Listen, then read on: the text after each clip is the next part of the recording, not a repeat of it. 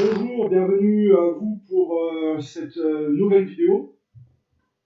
Aujourd'hui, le thème, le crime ne paie pas. Et vous allez voir qu'avec le vol MH17, quand on relie l'actualité plutôt contemporaine avec les sources du passé, tout prend sens et s'articule. Alors, le vol MH17, la version officielle tente à faire porter la responsabilité de cet avion qui contenait des civils de tendance occidentale. C'est un avion qui a été disloqué avec des centaines de passagers à bord. Et la version officielle tente à faire porter la responsabilité de la chose aux Russes.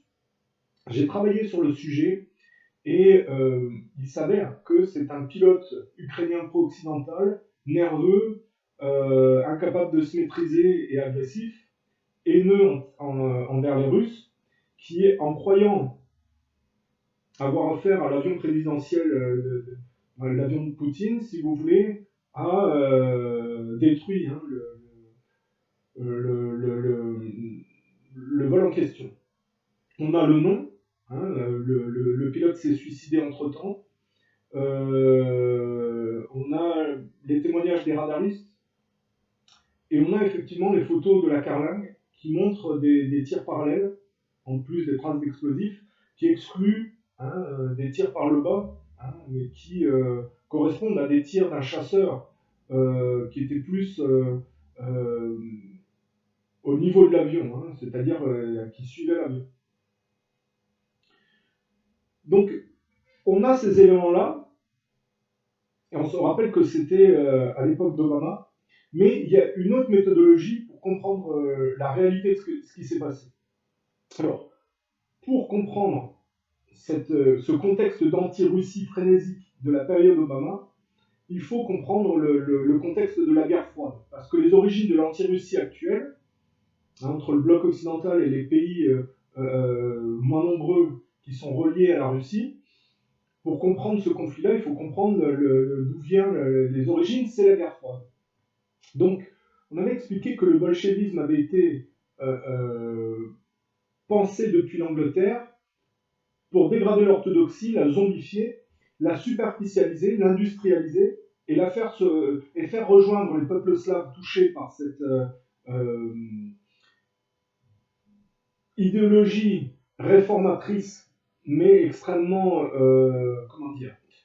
les réformes se sont faites à l'époque du bolchevisme de manière extrêmement brutale et en sacrifiant des pans entiers de population. On a vu avec l'Holodomor. On sait que Staline a fait sa révolution avec des juifs, avec de l'argent anglo-saxon.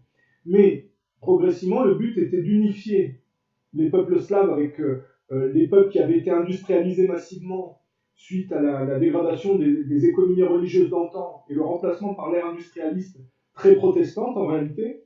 Le but était d'arriver à une uniformisation collective sous la coupe du culte des technologies. Ça donne Spoutnik pour les uns et l'homme sur la Lune pour les autres. On a bien vu que progressivement, après l'imposture voyoucrate de la Seconde Guerre mondiale qui établit une nouvelle donne avec de nouvelles voyoucraties, on a vu que progressivement, l'URSS avait été dégradée, infiltrée par les mouvements de mode et disloquée dans les années 90, partiellement disloquée. C'est-à-dire qu'on le voit par rapport à l'Ukraine, par exemple, l'Ukraine a été extrait de l'URSS et progressivement réassimilé par le bloc occidental. Quand on parle de l'Ukraine Gate, moment où, de la période Obama où le crash, l'explosion du vol MH17 a eu lieu, on parle de la deuxième étape, c'est-à-dire on a eu une Ukraine à la Boubka, et puis une dislocation de cette Ukraine par l'Ukraine Gate, c'est-à-dire une guerre fratricide entre les Ukrainiens pro-russes et les Ukrainiens pro-occidentaux. Et le vol MH17 était composé de passagers occidentaux. Et la version officielle a donc fait porter la responsabilité aux Russes, alors que, effectivement, c'est le côté des militaires ukrainiens pro-occidentaux qui est impliqué. Donc il y a des preuves, mais il y a une autre manière de voir. Et l'autre manière de voir, je vais vous la révéler. Et vous allez voir que là, le crime ne paie pas et que ça prend une dimension que les gens ne peuvent pas appréhender s'ils n'ont pas les clés de lecture. Donc, au sortir de la Seconde Guerre mondiale, on voit que les États-Unis permettent progressivement à la communauté noire, ils desservent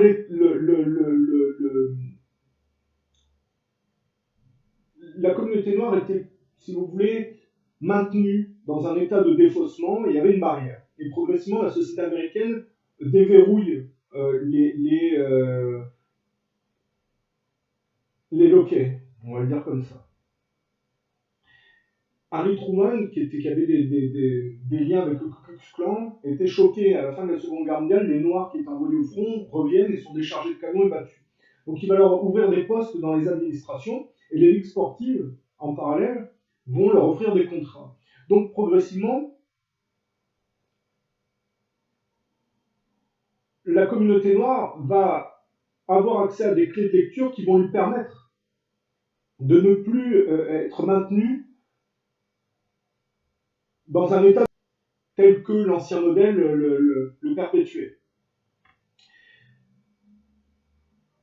On est dans les années 50 et l'Amérique doit trouver donc une solution parce que quand vous avez des gens en aval sur qui vous vous défaussez, ça vous permet, parce que le défaussement c'est souvent le labeur ingrat, et ça induit également un confinement hystérique dans un rapport matérialiste qui peut induire des maladies et des troubles. Quand on peut plus se défoncer en aval, il faut trouver donc, pour les gens qui ne font pas le travail de s'émanciper autrement qu'en trichant sur autrui, une solution ailleurs. Donc l'Amérique va produire par le scientifique polonais, le scientifique américain d'origine polonaise, Hilary Kropowski, va produire ce qui est typique de la culture anglo-saxonne, c'est-à-dire en prétendant aller aider les gens à guérir d'une éventuelle maladie, les contaminer. Donc, Hilary Kropowski, par les campagnes de vaccination de Congo belge, va coupler le système immunitaire de l'homme noir au système immunitaire du singe, ce qui va, et c'est tout à fait logique, induire le syndrome d'immunodéficience, parce que l'homme et le singe n'ont aucun rapport, parce que c'est deux états totalement différents. Ceci dit, il y a un processus évolutionnel, et on ne peut pas coupler, si vous voulez, un état évolué à un état beaucoup moins évolué d'un stade, on va dire, primitif animal. On ne peut pas coupler l'humain à ça, si vous voulez. Donc ça induit une dégradation du système immunitaire humain, le syndrome d'immunodéficience, le sida. Et je rappelle que c'est toujours en passant par... À l'époque du bolchevisme, les Anglais étaient passés par la Croix-Rouge. Les casques blancs en Syrie, c'est exactement la même méthodologie. Bon, là, on a une configuration un peu particulière avec des scientifiques, mais c'est le même principe, si vous voulez. On a eu, dans cet antagonisme de la guerre froide, des campagnes de vaccination massive des peuples slaves par les Américains, qui peuvent poser question sur la réalité sous-jacente et l'ambiguïté, si vous voulez, contenue dans le rapport scientifique de l'époque, mais qui ne s'est pas amélioré depuis, avec des peuples qui sont parallèles, très similaires, mais pas aussi superficiels. Il y a toujours un problème à ce niveau-là, si vous voulez, de se dire, est-ce que les vaccins ne cachent pas, si vous voulez, quelque chose qui dégrade subtilement un héritage génétique, voilà. Ça, c'est des questions importantes à se poser. Alors, le crime ne paie pas parce qu'effectivement, on peut aller loin dans cette analyse-là, puisque le singe, vous savez, l'hystérie des bonobos, des chimpanzés, dont on voit l'utilisation symbolique qu'on en fait quand on utilise quand l'homme utilise la symbolique animale pour décrire son propre comportement, il y a des références. Et on voit celle qui est utilisée pour les singes et les bonobos. On sait que la communauté gay allait faire ses courses en Afrique, et donc le crime ne paie pas parce que c'est un tout collectif. Cette Amérique des années 50, on pourrait dire que c'est l'Amérique raciste, c'est toute l'Amérique en réalité, et c'est les mouvements gays qui c'est tout inclus, parce que c'est pas que l'Amérique raciste qui se défausse à l'extérieur d'un problème, puisqu'ils n'arrivent plus à se défausser sur les Noirs en interne, c'est en réalité, comme tout est lié, vous allez voir, c'est un mouvement collectif qui fonctionne comme ça.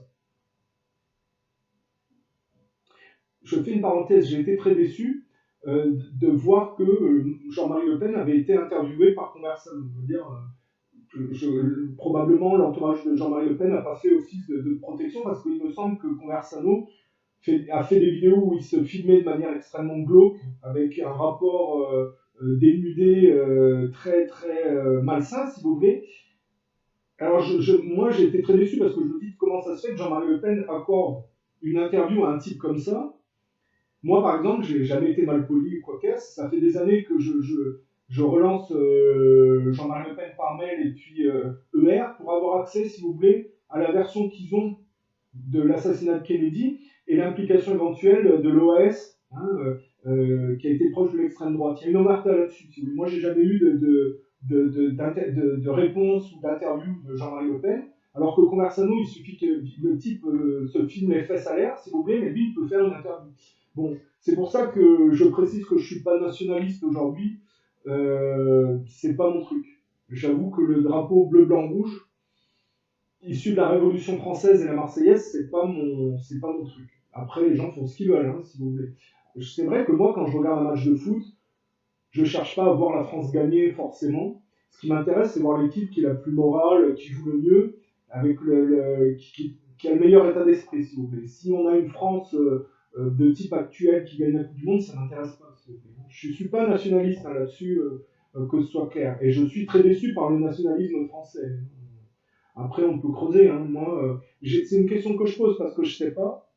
Mais je voulais savoir si Marion Maréchal Le Pen, par exemple, qui se prétend nationaliste, a pas quelque part mis sa famille de côté. Hein. Elle a eu un enfant et elle a divorcé très vite pour la politique. C'est une question parce que je ne peux pas juger les gens, on ne peut pas savoir les raisons. Mais il me semble qu'elle a eu un enfant et qu'elle était avec une personne et qu'elle a, un an plus tard, elle s'est séparée, si vous voulez. Or, quand on est nationaliste, on est censé représenter les traditions et la famille, hein, les valeurs traditionnelles et la famille. Donc je me pose des questions sur la réalité du nationalisme, qui est plus du nationalisme en fait. Et je fais une parenthèse parce que je peux aborder ces sujets-là, j'en profite. On a un nationalisme en France qui est issu de la résistance. Parce que les Le Pen, contrairement. Parce qu'ils sont toujours traités de nazis. Donc on se serait dit, tiens, c'est pendant la Seconde Guerre mondiale, ils viennent de gens qui étaient des sympathisants fascistes et nazis. En fait, il n'en est rien. Le père de Jean-Marie Le Pen est mort en ayant percuté une mine allemande et Jean-Marie Le Pen voulait s'engager dans la résistance. Il était trop jeune. Puis après, il a participé aux guerres post-Seconde Guerre mondiale de type Indochine-Algérie, qui n'était pas du camp des nationalistes. Hein.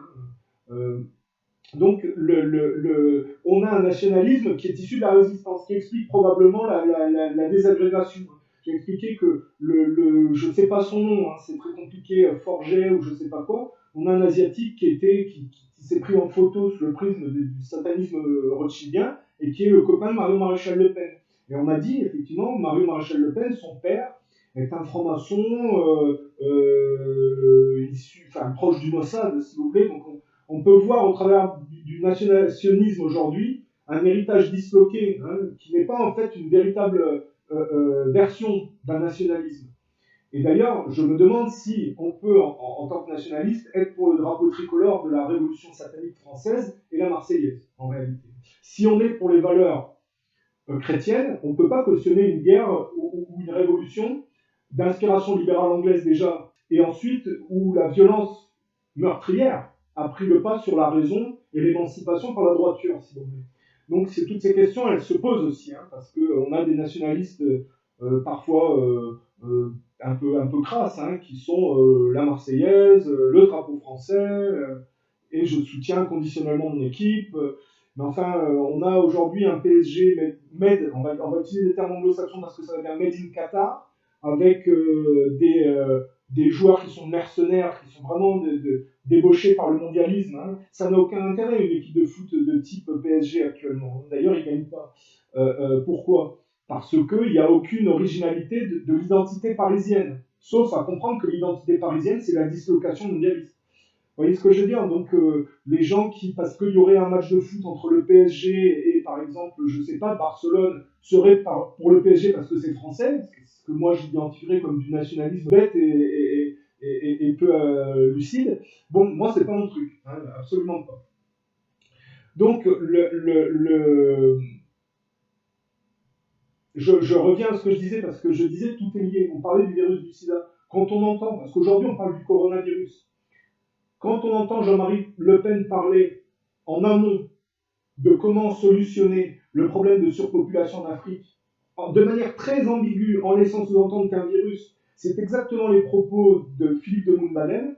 Quand en amont, on voit que les nationalistes ont ce type de propos, on comprend que le produit dérivé Bill Gates, par exemple, puisse avoir le même type d'appréhension malthusienne, et que le gauchisme a produit, si vous voulez, par sa mainmise sur la science, une version dévirilisée du nationalisme qui s'accorde à répandre aussi des virus. Et vous allez voir pourquoi tout ça s'articule par rapport au vol MH17.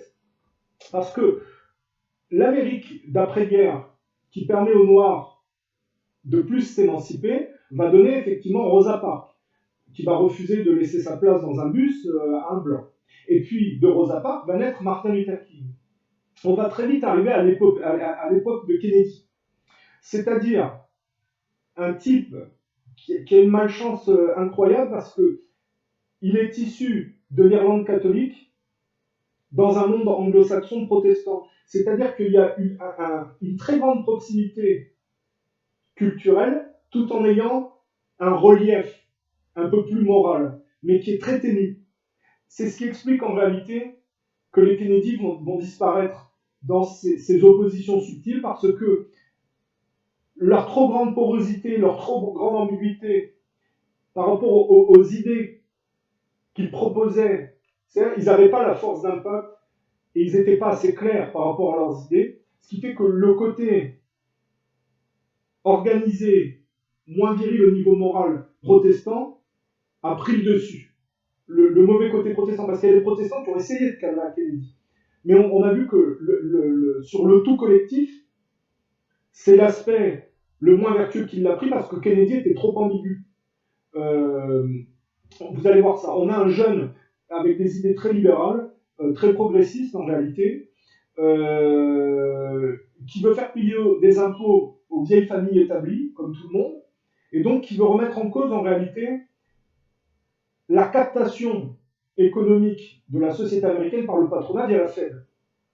Et ça, effectivement, de la part des anciennes générations de type patrimonial protestante, c'est très très mal vu. Ils voient Kennedy comme un arrogant. D'autant plus que, pour eux, on peut parler d'Amérique raciste, le communisme est perçu comme une révolution puérile, meurtrière et anti-aristocratique. Donc, ils pensent que l'importation du communisme en Amérique est un danger pour eux, puisqu'il est hors de question déjà de parler de collectivisme, de partage, parce que le modèle capitaliste américain est basé effectivement sur c'est pas le moi-je, si vous voulez, mais sur le succès individuel qui tire tous les autres, si vous voulez, vers lui. C'est-à-dire que les États-Unis sont organisés autour de grosses familles patrimoniales. Les gens sont totalement suivistes par rapport à ça. Il n'y a pas d'idée de partage et de collectivisme. Donc on a eu deux modèles très particuliers, mais c'est très curieux aussi, c'est que les États-Unis sont disloqués parce que il y a eu, au travers de la guerre de sécession, un antagonisme entre les anciennes colonies anglaises esclavagistes et les industriels du Nord, on va dire, qui étaient plus vulgaires effectivement, et qui critiquaient parfois correctement cette vieille Amérique traditionnaliste,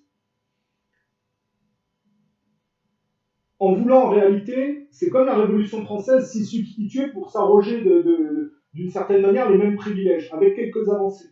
Si Kennedy avait vécu à l'époque de la guerre de sécession, c'est très curieux, c'est que, alors qu'il était catholique irlandais, il avait des valeurs au-dessus de ce que pouvait proposer l'esclavagisme à l'anglaise, le traditionnalisme à l'anglaise, mais pourtant il aurait été du côté du Nord. C'est ça qui est très particulier, c'est que des types comme Kennedy se retrouvent dans un camp qui ne lui correspond pas, parce qu'il y a une différence entre protestants, catholiques, irlandais, anglais, si vous voulez. C'est ça qui est très curieux.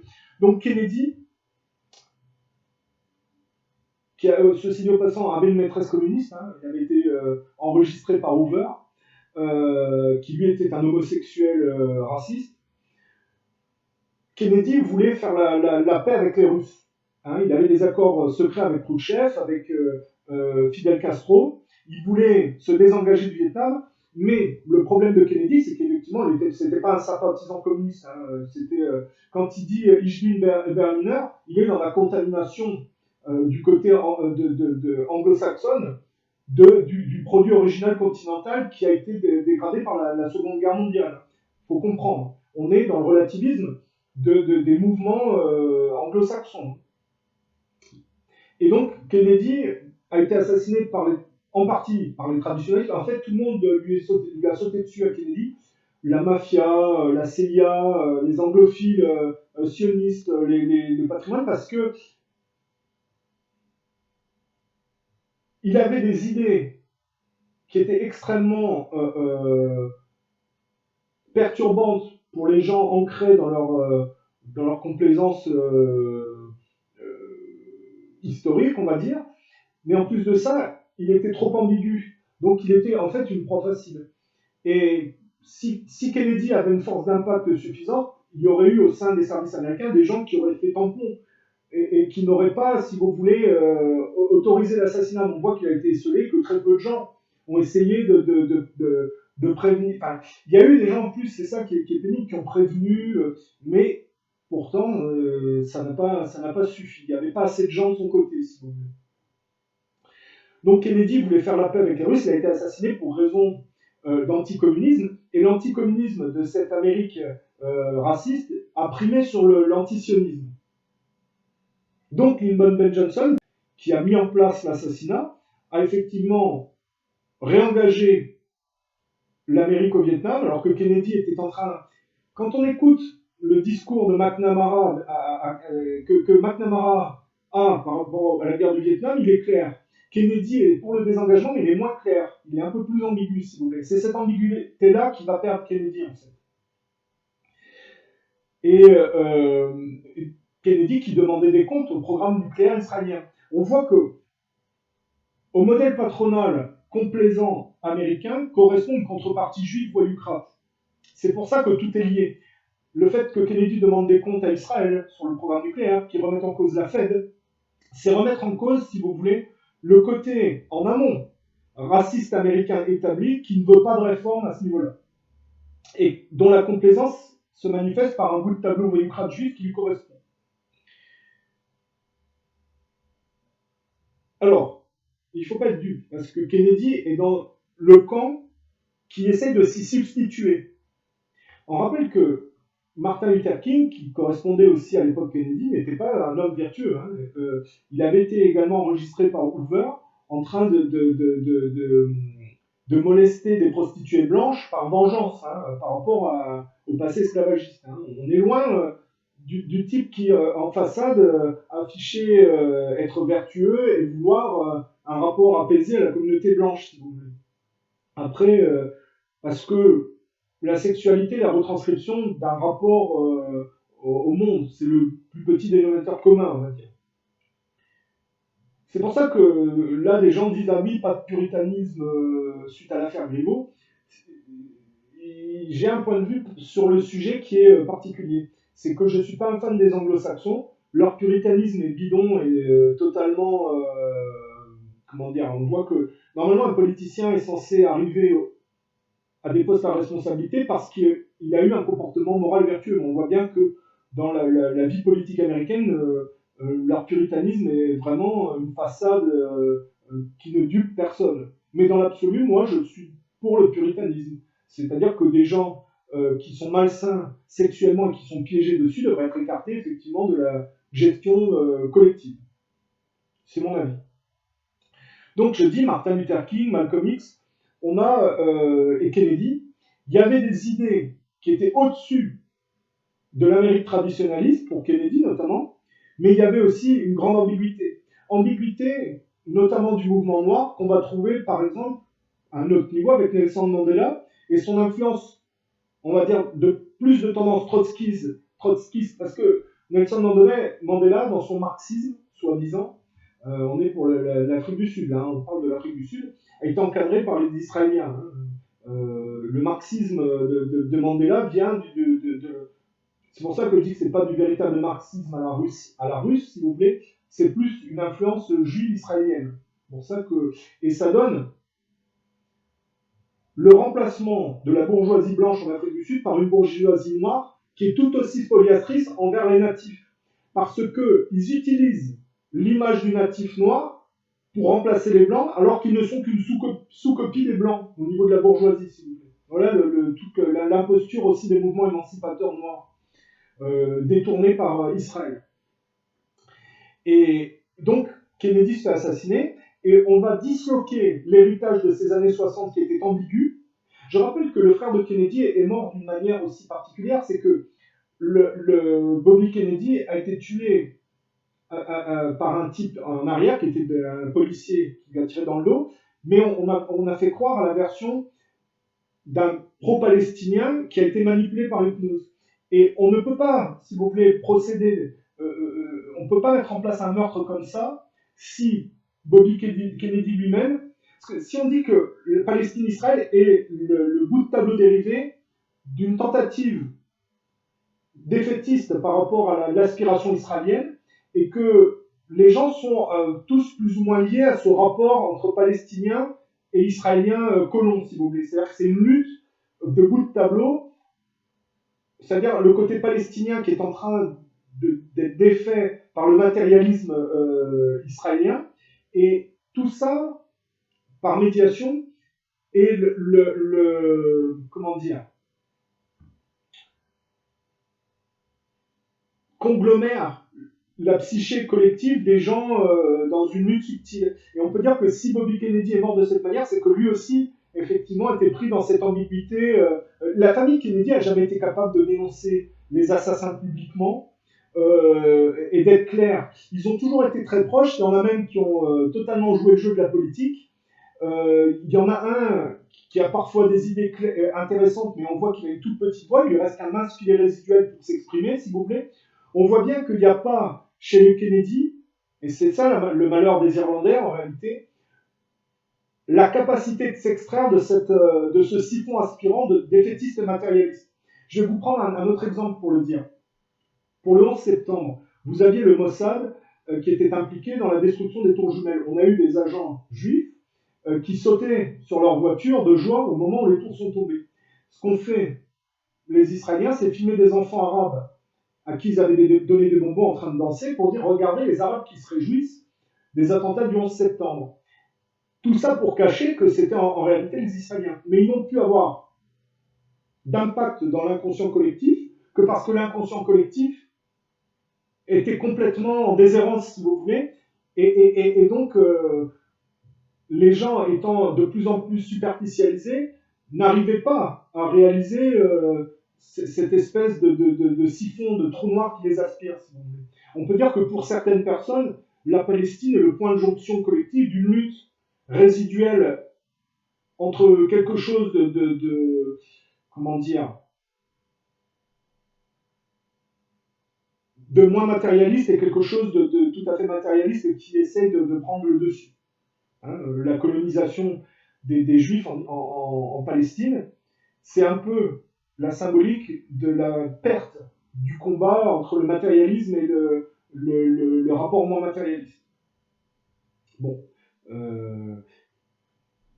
Donc, on a, par Woodstock, réassimilé l'héritage kennedien et on l'a fait se corréler à une sous-version de la mentalité sioniste de l'Amérique raciste. Ce qui fait que la rhétorique anticommuniste de cette Amérique raciste qui a fait la peau à Kennedy va se retrouver dans l'héritage gauchiste de Clinton, notamment, anti-russe.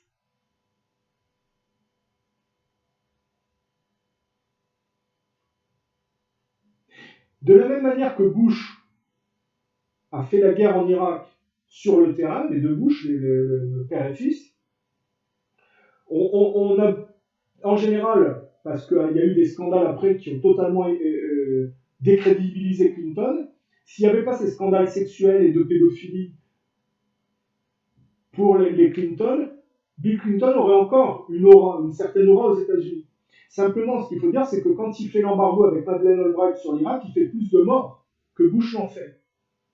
Et avec Obama, on est totalement dans l'héritage de Clinton, c'est-à-dire qu'il ne va pas faire la guerre directement en Ukraine, Il va passer par le mouvement de mode, il va passer par, on est à l'époque de Nuland, Clinton, Soros, Biden, hein, Ashton pour l'Angleterre. On a des gens qui vont passer par les nouvelles technologies, qui vont inciter les jeunes à faire une révolution, inciter des gens, des acteurs civils à aller dans la rue. Ils vont pousser le vice jusqu'à convaincre Poutine d'intervenir auprès de Yanukovych pour qu'il ne fasse pas intervenir l'armée, avec comme accord que à cette condition, il faisait rentrer les gens chez eux pour éviter un bain de sang. Et quand Poutine accède à cette requête, ils font tout l'inverse. Ils tirent dans le dos des manifestants qu'ils ont galvanisés et ils accusent le gouvernement pro-russe. Vous voyez qu'on est dans un mouvement de décadence. Et cette décadence contaminatrice qui assimile progressivement l'héritage russe, pour le faire se corréler à un mondialisme pro-technologique, en est à financer une contrepartie terroriste en prétendant être victime pour continuer une ingérence néocoloniale. C'est-à-dire qu'ils ont critiqué le colonialisme pour s'y substituer et le reproduire en 2.0. Hein, c'est l'imposture de l'antiracisme.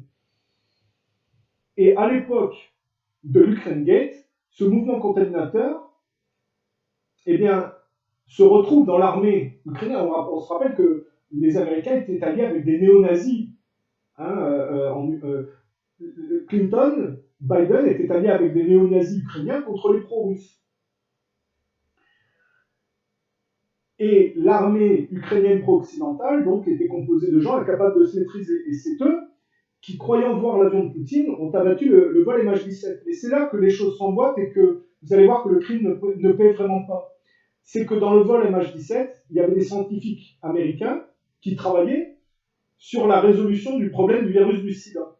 Ce qui veut dire que, en essayant d'abattre Poutine dans un conflit entre, en réalité, résiduel du communisme et trotskisme à l'anglo-saxonne, n'ayant pas réussi à contaminer la Russie au-delà d'un certain point, ça se retourne contre eux. Ils ont scié en fait la branche sur laquelle ils étaient assis, parce que, en réalité, ils ont tué des scientifiques qui étaient peut-être possiblement en train de résoudre ce problème du virus du sida. Et c'est là qu'on voit qu'Obama est une imposture totale, puisque c'est un noir issu de Woodstock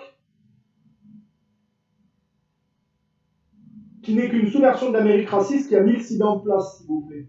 C'est-à-dire qu'on a fait croire qu'il avait un père kényan, en réalité, il a un père qui est un faux communiste hawaïen et une mère gauchiste qui a versé dans la pornographie et qui était liée à la CIA. Il est une version trotskiste américaine, mimétique, qui n'est que le symptôme de comment l'Amérique en produit. C'est le phénomène des body snatchers, en réalité, ou qu'on peut voir dans The Thing. On a, si vous voulez, une sorte de clone qui se prétend être original pour continuer d'entuber, par exemple, les Africains, où il a un beau-père indonésien. C'est là où ils vont fabriquer leurs chaussures, les Nike, les Reebok, si vous voulez. Hein, et où ils font travailler les gamins, c'est-à-dire pour faire du fric. C'est-à-dire, aujourd'hui, on n'a pas aboli l'esclavage, on délocalise, et ça se voit pas, si vous voulez, on fait encore travailler des enfants dans des usines, dans les pays éloignés, si vous voulez. Tout en se prétendant anti-monarchique, anticolonialiste, antiraciste, si vous voulez. Et Obama est une copie mimétique, si vous voulez, d'une originalité dévoyée. C'est pour ça que j'ai dit que les Américains étaient un produit de synthèse des populations originales desquelles ils étaient issus. Et donc, ça n'est pas par hasard qu'en voulant taper les Russes en Ukraine, ils se sont auto-mutilés et ont tué les scientifiques qui essayaient chez eux de résoudre cette histoire du virus du sida. Et ce qui est très symptomatique, c'est que c'est un noir américain, le président Obama, qui était le chef de file de ce mouvement contaminateur. Donc c'est l'imposture totale, Obama, si vous réfléchissez bien. Donc l'Amérique raciste met en place le virus du sida parce qu'il y a un mouvement d'émancipation des Noirs et ils ne peuvent plus se défausser en interne. Donc pour pas que ça explose, ils se défaussent à l'extérieur. Le virus du sida revient par l'intermédiaire de la communauté gay qui allait faire ses courses en Afrique, ça revient dans les années 80, pour la France c'est fabuleux, comme quoi tout est lié. Hein. Et Woodstock ayant perverti l'héritage de Kennedy qui voulait faire la paix avec les Russes, on a une sous-version gauchiste de l'Amérique raciste anti-russe qui, par sa haine et sa frénésie hystérique, s'automutile et dégrade, si vous voulez, toute solution de résolution de l'ambiguïté et de l'insanité occidentale en réalité. C'est-à-dire tricher par l'artifice de la science au lieu de travailler à s'émanciper, c'est-à-dire à ne pas chercher à se défausser sur autrui pour se complaire dans la possessivité narcissique.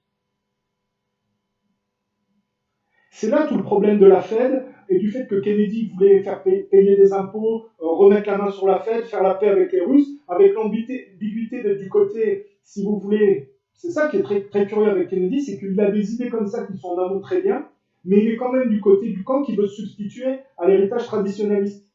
Ce qui fait que son héritage va être disloqué par Woodstock et va produire une sous-version gauchiste. Donc, qui va produire des gens comme Bezos, Bill Gates, c'est-à-dire des informaticiens déconnectés qui sont totalement corrélés avec ces virus artificiels, si vous voulez, mis en place par des laboratoires. Ça n'est que l'héritage de ce que faisait l'Amérique raciste dans les campagnes de vaccination de Congo-Belge. Vous voyez, tout s'articule. Et on voit dans les propos ambigus de Jean-Marie Le Pen pour la France, ce qu'il dit au niveau des virus pour régler le problème de surpopulation en Afrique est très ambigu. Hein, en laissant dire que, vous voyez, l'héritage dévirilisé que vous êtes, vous allez aussi venir à penser qu'un virus sera la solution. Alors que si le type était droit dans ses bottes, jamais il ne penserait qu'un virus est nécessaire au niveau de la gestion de la surpopulation en Afrique. Parce que, avant que l'homme blanc, par le colonialisme, n'aille foutre son grain de sel en Afrique, il n'y avait pas de problème de surpopulation. Bon, il y avait du cannibalisme, il y avait des choses totalement arriérées et primitives, hein, c'est une réalité. Donc après, il faut faire les comptes. Alors, on se rappelle que le racisme noir est aussi un fait. Hein. C'est-à-dire qu'effectivement, au début, vous leur donnez un tank parce que ils veulent passer de la Sarbacane. Vous avez toujours des alliances, si vous voulez. Donc, vous favorisez vos alliances. Vous allez donner un tank au départ, ils ne savent pas conduire, ils vont écraser des chèvres. Mais dès qu'ils apprennent à conduire le tank, bah, il y a des génocides, si vous voulez. Donc, on ne peut pas dire que... on va dire que l'immixtion du culte des technologies des Blancs chez les Noirs est catastrophique parce que les Noirs n'ont pas les clés de lecture, s'il vous plaît, et la maîtrise pour ne pas produire des massacres énormes. Ce sont des pays avec un indice de développement plus faible. Et aujourd'hui, le fait que le féminisme, le côté pro-homosexuel aille mettre son grain de sel, c'est de l'ingérence néocoloniale qui se prétend antiraciste, mais on castre les mâles africains au profit des femmes, c'est-à-dire qu'on dévirilise les Africains, et on leur balance, si vous voulez, le culte des technologies, alors qu'on ne les a pas laissés. C'est un peu le problème de pédophilie. Hein. C'est-à-dire qu'on ne laisse pas à l'enfant le temps de se développer et de mûrir. Eh bien, l'immixtion du culte des technologies dans des pays à indice de développement plus faible, c'est de la pédophilie idéologique, si vous voulez, qui court-circuite le travail émancipatif des Noirs, avec en plus la castration du noir, le féminisme, c'est-à-dire tous les mouvements qui se prétendent le progrès, qui ne sont que des déviants et des sous-produits de ce qu'ils ont critiqué pour s'y substituer. C'est-à-dire qu'ils ont bénéficié de toutes les avancées technologiques sans faire aucun effort, sans se faire aucun effort d'émancipation par la droiture, c'est catastrophique, si vous voulez.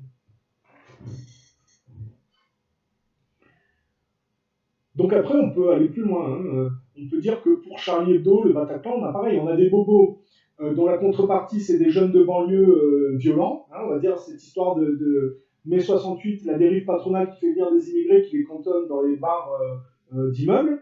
Donc les bobos ont une contrepartie hystérique violente du type NTM, hein, avec la vulgarité qui va avec, et la symbolique de taper les singes dans des cages qui n'est que la contrepartie symbolique de leur propre confinement, si vous voulez, avec la violence hystérique qui va avec. C'est pour ça que j'ai expliqué ce que c'était que le sida. C'est la retranscription symbolique de l'hystérie du singe, qui n'est que le confinement hystérique du labeur ingrat, dont les Noirs ayant plus de clés de lecture pour ne plus l'assumer, les Blancs ne veulent pas l'assumer, eux, donc ils se défaussent sur le noir africain par l'intermédiaire des vaccins, si vous voulez. Vous voyez comment les choses s'articulent.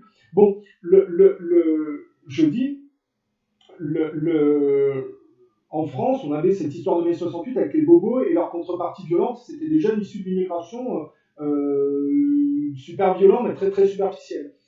Et le mondialisme a donc suivi cette dérive sur les délocalisations et ce genre de choses, et donc la contrepartie de ce cosmopolitisme, c'est les terroristes qui financent pour continuer sous couvert d'antiracisme et de droits de l'homme et d'anticolonialisme, le colonialisme d'antan par le néocolonialisme, si vous voulez. Et c'est en antagonisme avec le colonialisme russe de produits résiduels du marxisme qui est, si vous voulez, un peu en amont et qui se fait traiter de nazi aujourd'hui sur les impostures bois-lucrins.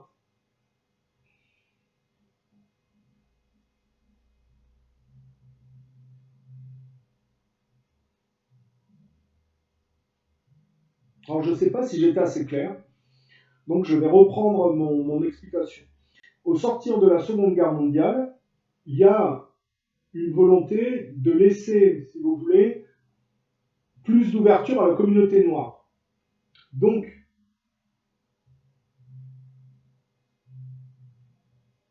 des postes dans les administrations, des contrats sportifs leur sont offerts, et les Noirs vont donc plus avoir accès à l'éducation, et on va avoir plus de clés de lecture pour ne plus assumer le défacement de bout de tableau. La communauté collective, et notamment en amont, l'Amérique raciste, va par l'intermédiaire des campagnes de vaccination congo-belge trouver une solution par l'intermédiaire des virus pour se défausser sur le noir africain plus naïf, s'il vous plaît. Ça va créer le sida. La communauté gay allant faire ses courses en Afrique, ça leur revient en pleine figure par l'intermédiaire quand on va découvrir le sida dans les années 80. En France, on sait comment ça s'est passé, c'est à l'époque de Fabius. On rappelle que Hilary Kobrowski est un juif américain d'origine polonaise. Alors, j'ai dit, Fabius, comment dire, moi j'avais une tante qui travaillait dans l'immobilier, qui avait discuté avec Laurent Fabius, et lui disait que ce n'était pas de sa faute, qu'il était arrivé effectivement une fois que c'était déjà en place. Maintenant, il y a une contrepartie juive. L'Amérique raciste avait une contrepartie juive comme l'Amérique gauchiste a une contrepartie juive, si vous voulez. Il y a toujours une contrepartie mimétique juive de n'importe. Vous voyez bien avec le national-sionisme aujourd'hui, Zemmour, et ou Bernard-Henri Lévy pour le gauchisme multiculturel, si vous voulez. On peut dire que finalement, cette histoire du sida mis en place par un scientifique juif américain, on se demande si de cause à effet, c'est pas tout à fait logique en fait que ce soit Fabius qui se reprenne ça en pleine figure, effectivement, en France. Bon. En tout cas, Kennedy va vouloir mettre fin à la guerre froide et tendre la main aux Russes. Il a quelques idées intéressantes, mais il est trop ambigu. Donc il va être assassiné par l'Amérique raciste, qui va se redéployer dans des guerres coloniales, de type Vietnam. Et par Woodstock, on va travestir l'héritage de Kennedy, le superficialiser pour donner une sous-version de l'Amérique raciste qui reprendra la rhétorique anticommuniste par l'anti-Russie. Et Obama est donc une fausse version d'un noir émancipé, une copie mimétique qui, par son anti-Russie en Ukraine, va pousser à tuer, sans le faire exprès, des scientifiques qui travaillaient à la résolution du virus du sida. Ça s'appelle le crime ne paie pas, la vidéo. Alors pourquoi j'ai parlé des bobos et des mondialistes qui finançaient les terroristes? Parce que pour l'affaire Charlie Hebdo et le Bataclan, c'est un peu la même chose que pour le MH17. C'est-à-dire que les Français vont essayer de contaminer la Syrie pour la disloquer et avancer leur pion, si vous voulez, dans la prolongation du colonialisme d'antan.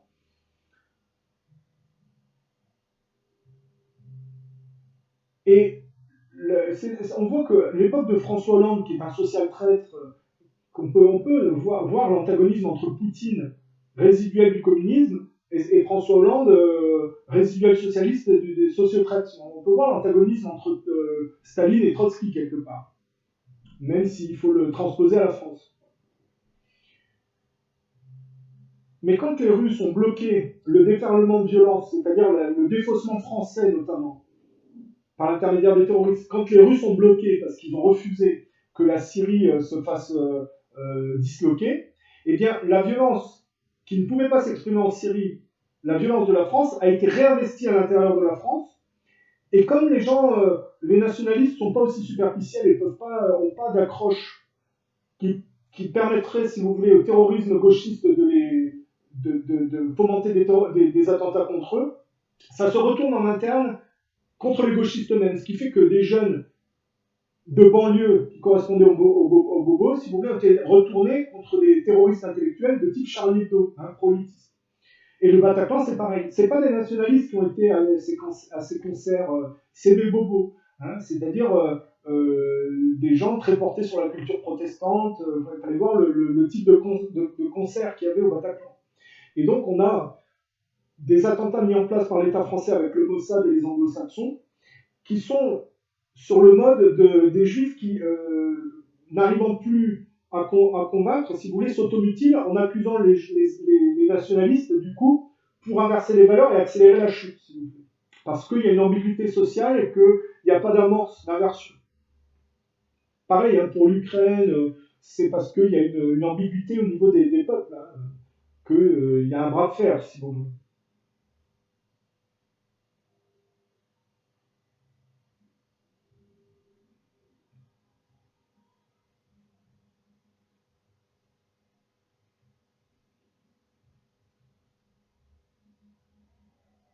Alors, après, qu'est-ce que je peux dire? J'ai tapé un peu sur Alain Soral dans les dernières vidéos, mais je ne suis pas, moi, un prédateur d'Alain Soral, je ne me réjouis pas de son malheur. Le fait est que je fais des analyses sans faire de passe droit, ou voilà, je ne suis pas affilié au mouvement soralien, euh, mais par honnêteté, je dois le remercier parce que s'il n'avait pas produit ces analyses gratuitement, je ne pourrais pas produire les miennes. Alors que maintenant, il ne les fait plus gratuitement parce qu'il y a une logique de survie financière. Mais il faut avoir de la reconnaissance pour les gens qui ont pris des risques et qui ont exposé des vérités, qui ont permis à d'autres de mieux comprendre, s'il vous plaît. Donc, voilà, je ne vais pas taper sur Alain Soral, il mène un combat qui est euh, respectable, qui est utile. Et je pense que les gens, ce qui rebute les gens, c'est sa violence stalinienne, son côté punk, enfin, sa violence stalinienne qui est dédiée au genre français quand même, et ses ambiguïtés, quoi. Mais pour autant, pratiquement personne n'a le courage qu'il a. Moi, effectivement, j'ai pas ces mérites de terrain, je ne fais que des analyses, je suis bien d'accord. Mais je suis obligé de faire mes analyses dans l'absolu, donc je ne peux pas faire passe droit pour qui que ce soit. J'ai pas de haine contre Alain Soral. C'est vrai il m'a menacé une fois. Je lui ai demandé de travailler sur l'assassinat de Kennedy de manière insistante.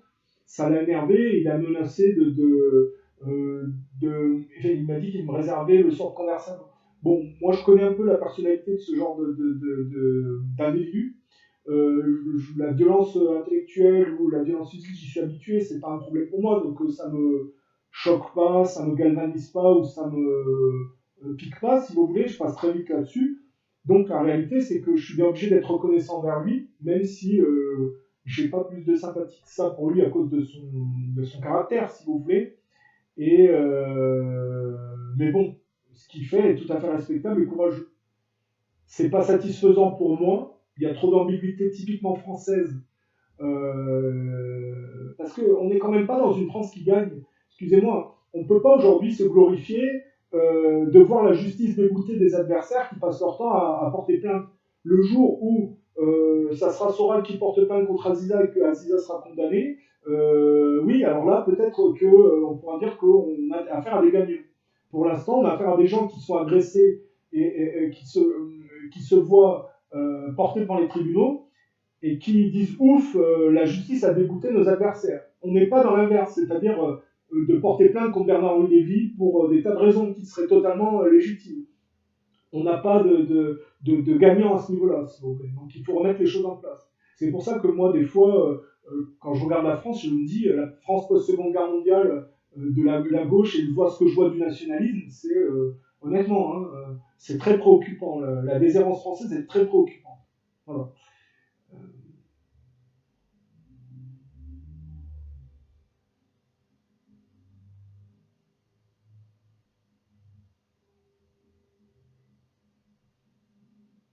Et je pense que le problème que j'ai moi personnellement, qui ne fait pas partie de cette ni nationalisme ni de la gauche ni de quelques mouvements politiques, c'est que ce que je fais est trop dur pour la plupart des gens, pas accessible.